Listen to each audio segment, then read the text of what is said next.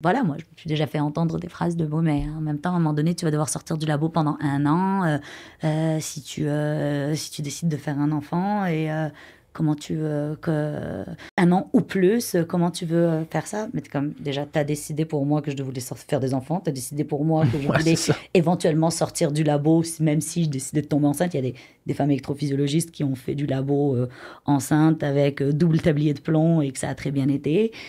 Donc, tu as un côté qui se voulait bienveillant, Mais qu'il l'est pas, là. mais qui quelque part était, ben, c'est pas forcément un domaine pour toi parce que t'es pas un homme.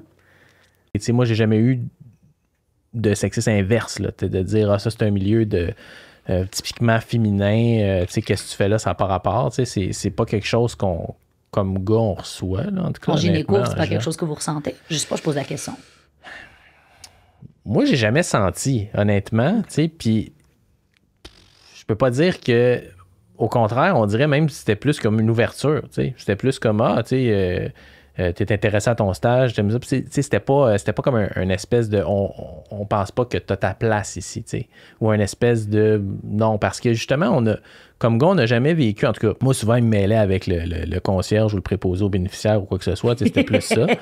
Puis je le prenais très bien. J'étais comme, hey, c'est eux autres qui ont la job difficile. Moi, j'ai la job facile. Je fais juste te questionner. Eux autres, c'est eux autres qui s'occupent vraiment des gens. Mais, tu sais, comme gars, t'as pas ces commentaires-là.